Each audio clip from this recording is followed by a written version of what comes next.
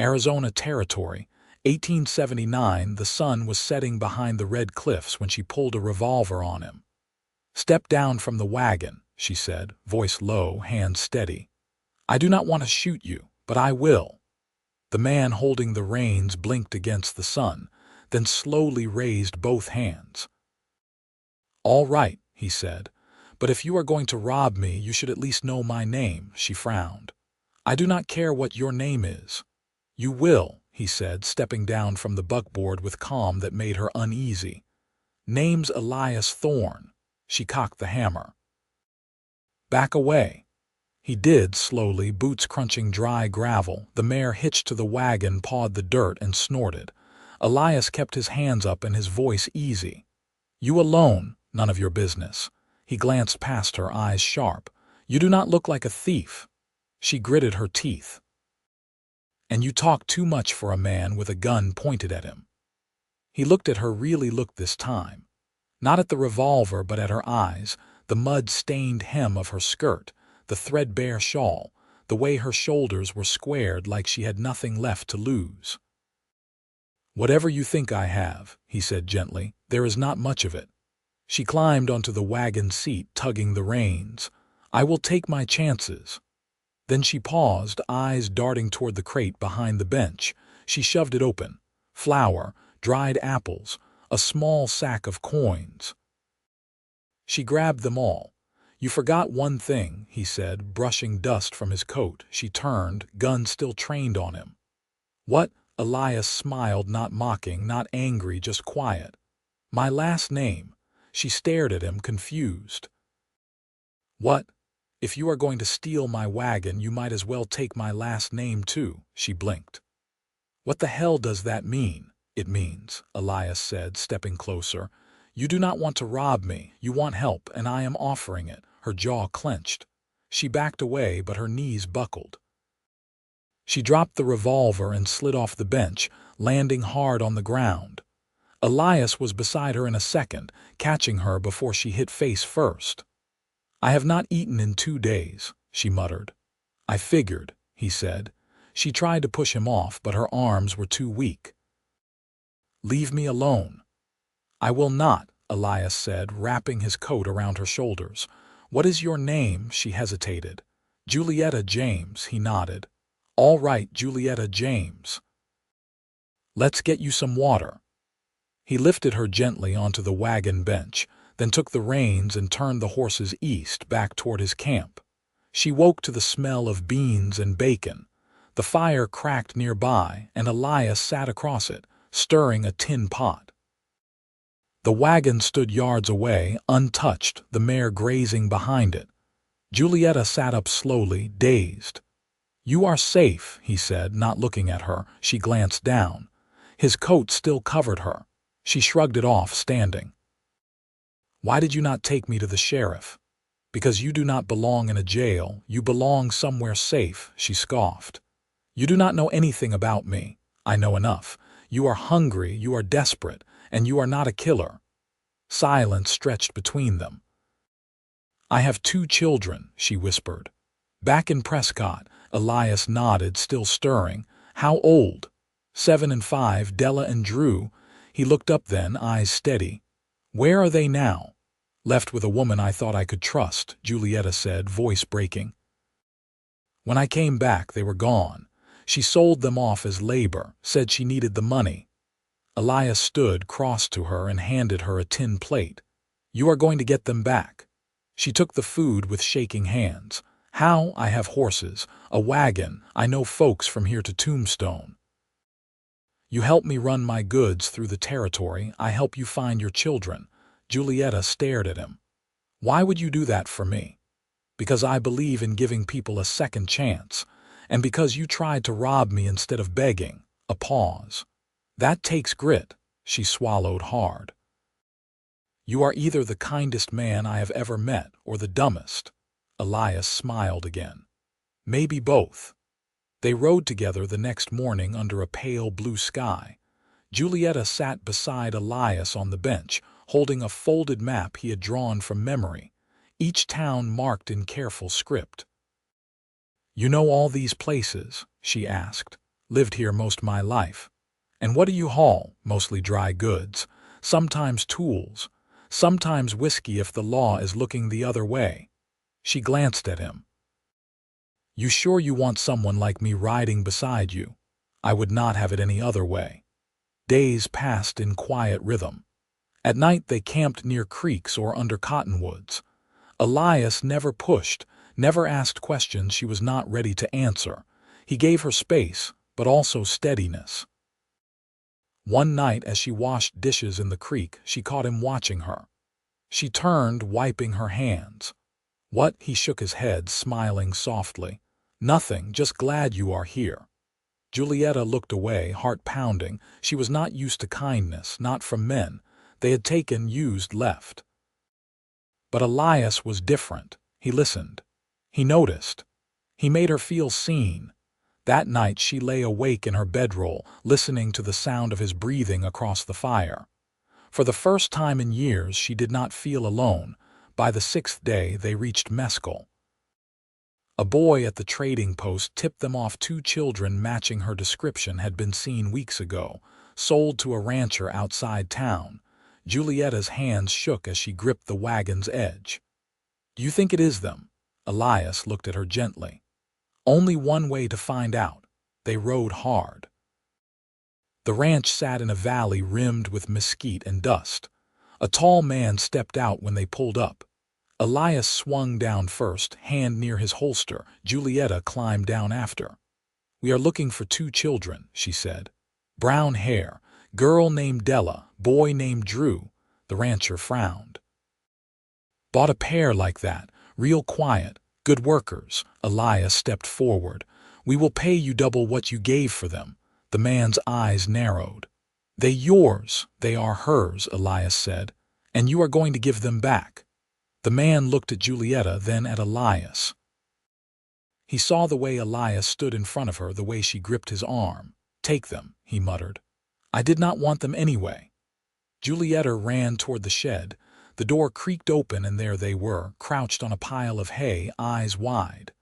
Della, Julieta whispered. The girl stood slowly. Mama! Julieta fell to her knees, pulling them both into her arms, sobbing. Elias stood back, watching. When she turned, cheeks wet, children clinging to her. She met his gaze for a long, quiet moment. Thank you, she whispered. That night the children curled up in the wagon bed, fast asleep. Julieta sat by the fire, staring into the flames. Elias sat beside her, close but not too close.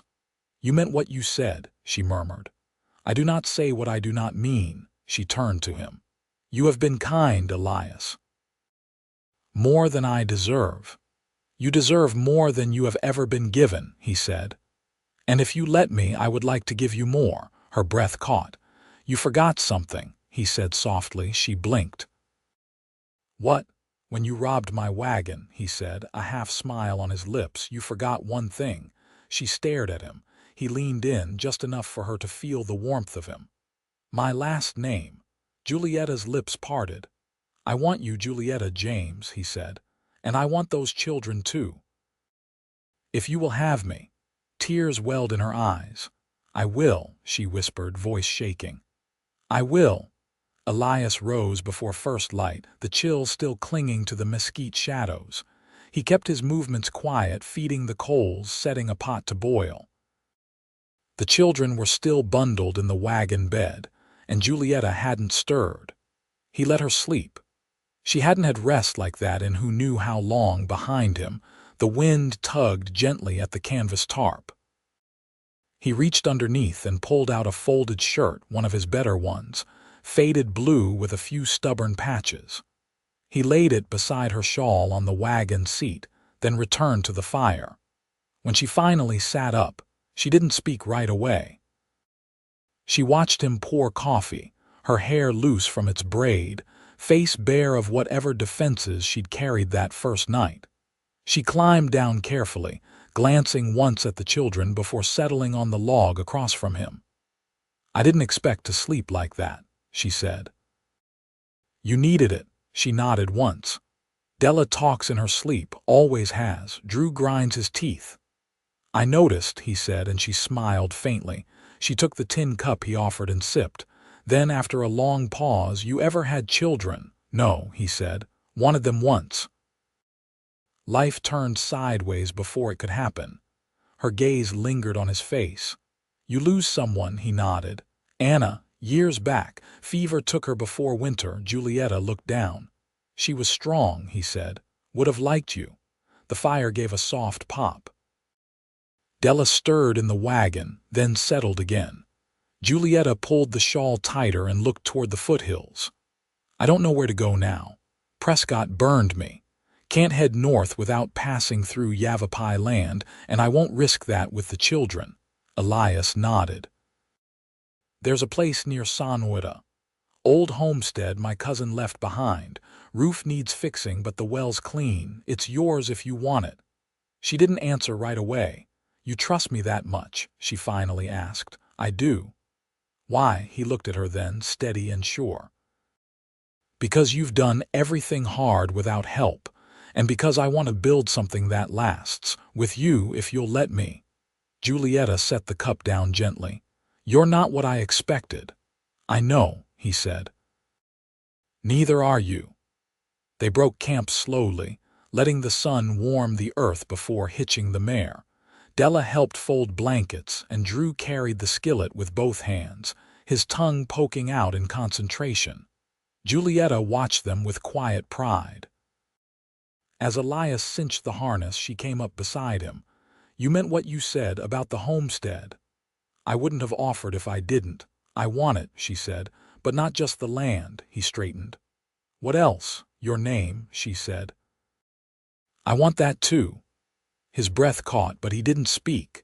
Instead, he reached for her hand, rough palm curling around hers. They stood that way a while, the wind brushing past, the mare stamping once, impatient. Behind them, Della called for her mother. Julieta squeezed Elias's hand once, then turned toward her children. He watched her go, a quiet weight settling in his chest. Then he climbed up onto the wagon seat and waited. She came back moments later with both children, climbed up beside him, and settled Drew on her lap. Della leaned against Elias, small fingers curling around the edge of his coat. Ready? He asked. Julieta looked out at the road ahead. I'm ready, she said. The road to Sonwita wound through low grassland, broken now and then by clusters of ocotillo and the bones of old ranch fences. The wagon moved slow, the mare careful on the uneven stretch.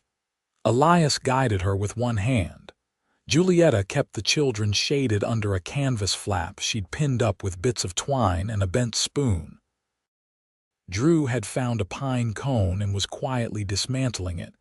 Della sat close to her mother's side, her thumb pressed to her lower lip. Elias glanced at the horizon. There's a dry creek bed up ahead. We should stop there for supper. Julieta nodded. I'd like to make biscuits. If you've still got that tin of lard. He reached under the seat and handed it to her. I was saving it, but I suppose this is a worthy cause. Della perked up. Mama makes the kind with the soft middles. Julieta brushed a hand through her daughter's hair. Only if the fire cooperates. They camped beneath a twisted ironwood, its roots sunk deep into the banks of the dry wash. Elias gathered mesquite branches and built the fire low, coaxing heat with a bit of pine pitch. Julieta knelt beside the Dutch oven, rolling dough with a bottle that once held vinegar. The children watched from a blanket, chewing on strips of jerky Elias had cut earlier. He sat down beside them, stretching his legs. You ever been this far south? Julieta shook her head. Never got past Florence before. I heard folks say the land down here's too dry to make anything grow. Depends on what you're planting. Cotton does better than most, so do beans. But you need to watch how you draw from the well or it'll turn brackish by August. She glanced at him. You sound like a man who's tried and failed. I am, he said, shifting to ease a knot in his back, and a man who tried again. Julieta turned the biscuits once, then sat back on her heels. You said that roof needs fixing. What else? 2 walls slant inward. Nothing dangerous, but it'll need bracing. There's a barn, mostly standing. One corner sank during last year's rains. Water nearby, spring not far. There's a pipe that runs down through the arroyo, might need clearing. She wiped her hands on her skirt. And you think we can manage all that? I do. You're already doing harder things. Della stood and came to sit between them, leaning against Elias's side without saying a word. He looked down at her, then at Julieta. I'll start repairs once we get there, he said. But I want your say in how it's done. I don't know anything about building. You know what a home needs. Julieta opened her mouth, then closed it again. When she finally spoke, her voice was quieter. I want a door that closes right, no gaps. And a latch the children can work from the inside. He nodded. We'll make one. She turned the biscuits out onto a folded cloth, steam rising from the browned crusts. Drew clapped his hands and she handed him the smallest one. As they ate, the sun dipped behind the ridgeline, casting long gold shadows over the wash. Elias leaned forward, elbows on his knees. I was thinking, he said, once the roof's done, we could dig a garden plot. Keep it close to the house so the javelinas don't get bold. Julieta ran her fingers along the rim of her tin plate. We'd need fencing. I'll trade for wire in Patagonia. There's a smith there who owes me. Della looked up at her mother. Can we have a chicken? Julieta smiled. Maybe 2. But only if you help feed them. I will. Elias stood, collecting the plates. Then we'll need a coop. Nothing fancy. I've got some old boards stacked behind the barn. They cleaned up without hurry. The stars came out one by one and Drew fell asleep curled against his sister under the blanket. Julieta stayed near the fire, legs tucked beneath her. Elias settled across from her, rubbing the heel of his palm where a blister had split open earlier. She reached into the wagon and came back with a scrap of cloth and a small jar of salve. You don't have to, he said, but offered his hand anyway. She worked in silence, wrapping it neatly. He watched her face. You ever think about what comes after all this? She tied the knot and let his hand go. I try not to get ahead of myself. I do, he said. I think about you out there on that porch, watching the sun come up, Della chasing chickens, Drew dragging a stick through the dirt like it's a plow. And you, splinters under my nails, he said, voice low, dust in my boots. But the kind of tired that means something. She looked at him over the fire, eyes steady. Then we'd better make it last. The embers glowed between them, soft and warm. Neither moved to break the quiet. Then, without a word, she reached across and rested her hand over his. He didn't speak. Just turned his palm upward and laced his fingers through hers. The first time Julieta saw the cabin, the wind was carrying dust sideways and the air smelled of dry sage. The roof slanted unevenly and the door hung open on one hinge. Still, she stared at it like it was something sacred. Elias stepped down first, then offered her a hand. Drew clung to her skirt and Della tucked close behind. It's not much, Elias said, brushing grit from his sleeves, but it holds when the wind comes hard. Julieta stepped forward, the children following. The porch boards creaked but held. Inside, the single room was dim and still, thick with the scent of old wood and trapped heat. A rusted stove squatted in the corner, and a narrow cot leaned against the far wall. She crossed to the window and unlatched the shutter. Light spilled in across the floor, catching on floating dust. Della wandered over to a low shelf, touching a cracked mug left behind. Drew crouched to peer at a trail of ants along the wall.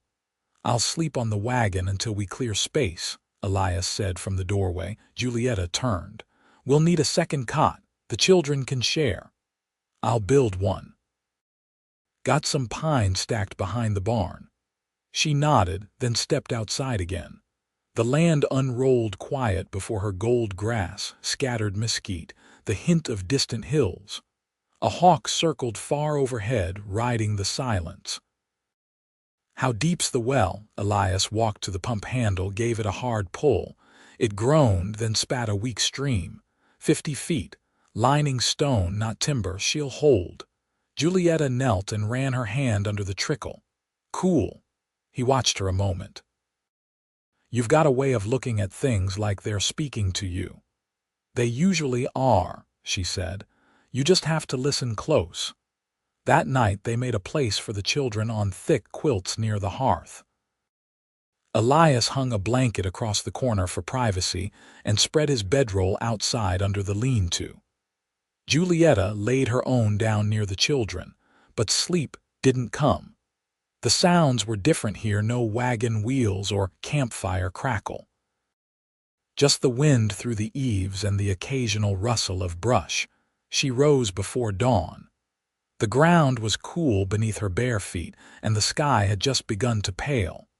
Elias was already awake, sawing a board across 2 sawhorses. She walked over, arms folded against the chill. "You always work before sunup," he didn't stop. "Helps me think." "What are you thinking now?" "That I'll need another 2 boards if we want the cot to last through winter." She tilted her head. "You planning that far ahead already?" "I am," he said, setting the saw aside. "You?" "I don't plan much," she said. "Not since things started falling apart." He wiped his hands on his trousers. "Then let's build something that won't." She studied him, not just his words, but the steadiness in the way he stood, the way he met her without reaching too far. She stepped closer. "My mother used to say a man's worth was in the way he fixed what was broken," she said. He looked down at the wood. "Then I hope she'd think well of me." "I think she would," Julietta said, then took the other end of the board. They worked through the morning. Della helped gather nails from a tin, and Drew handed up lengths of rope Elias used to brace the frame. By midday, the cot stood square and solid near the hearth, and the children tested it with soft giggles and bouncing feet. Julietta leaned against the doorframe, watching them. Elias came to stand beside her. He didn't speak, just rested his hand on the frame above her head, close but not touching. "I used to think I'd never have anything steady again," she said. "I stopped letting myself picture it." "I picture it all the time," he said quietly. "You here." The children growing, the years making this place better instead of harder. She turned to face him. "You really mean to stay?" "I meant it the moment I gave you my name." Her breath caught, but she held his gaze. "Then I'll stay too." His hand dropped to hers, fingers brushing. She didn't pull away. That night they sat outside while the children slept. The stars were sharp above them, and the land stretched quiet in every direction. Elias passed her a cup of warm chicory brew, and she accepted it without a word. "I never asked," he said after a while. "What did you dream of before all this?" She thought for a long moment. "A kitchen with a window, a place where no one ever knocks to take anything." He looked toward the dark shape of the house. "We'll put in a window." She smiled faintly. "And you?" "What did you dream of?" He turned to her, eyes soft. "Someone who'd stay when the wind came hard." She didn't answer, just leaned her shoulder against his, and together they watched the night settle around them like a promise kept. The rains came late that year, but when they did, they came soft and steady, soaking deep into the parched earth. Julietta stood barefoot in the doorway, watching the drops slide off the eaves into little puddles that gathered around the porch stones. Her skirts were damp at the hem from checking the coop 3 hens now, and one with a stubborn nesting habit. Della and Drew were inside, bent over a slate practicing numbers with bits of chalk Elias had bartered for in Patagonia. Elias was in the barn, hammering the last brace into place. The roof no longer leaned, and after weeks of work, the walls stood firm, straight as he could make them. He'd found an old horseshoe under the floorboards and hung it above the door. Julietta had said nothing at the time, but later that night, She touched it with her fingertips and whispered something under her breath. Inside the cabin, the new window Elias had cut into the east wall let in the gray light. Julietta wiped her hands on her apron and opened the stove door to check the cornbread. The scent of browned crust filled the room. Drew sneezed once, and Della shushed him with the quiet authority of a big sister. Julietta turned toward them. "You two remember to bring in kindling before supper," Drew nodded. "We stacked it by the door." "Good, thank you." Elias stepped in just then, wiping his boots on the mat he'd made from braided rope. His shirt clung to his shoulders from the barn's close air, and he ran a hand through his hair before crossing to the basin. "Roof's holding," he said. "Not a drop inside." Julietta handed him a towel. "It looks good. You did it right." He glanced at the children and lowered his voice. "You hear from the courier," she nodded, pulling a folded paper from the shelf. "Judge signed it. The adoption's legal now." Elias's hand paused on the towel. "All of it. Every line." He folded the towel carefully and set it aside. "Then they're mine too." Julietta nodded, her throat thick. "They've been yours from the start. This just made it known." The next morning they rode out together to the edge of the property. Elias had built a fence past the garden plot, and beyond it lay a grove of young mesquites. The children stayed behind with their new neighbor, a widow named Ruth who'd taken to Della like a second grandmother. Elias handed Julietta the reins to the mule hitched to the small plow. "You still feel up to it?" She narrowed her eyes at him. "You think I won't manage? I think you'll do better than I did." She walked the mule forward, the blade cutting a neat line into the damp earth. Elias followed beside her, adjusting the depth as she kept the rows straight. They worked until the sun crested overhead and the sweat darkened their backs, but by the end of the day the beans were in and the corn rows were laid. At supper, they sat outside to catch the breeze. Della had made a necklace from split mesquite pods, and Drew kept fiddling with a carved whistle Elias had shaped from a bit of cedar.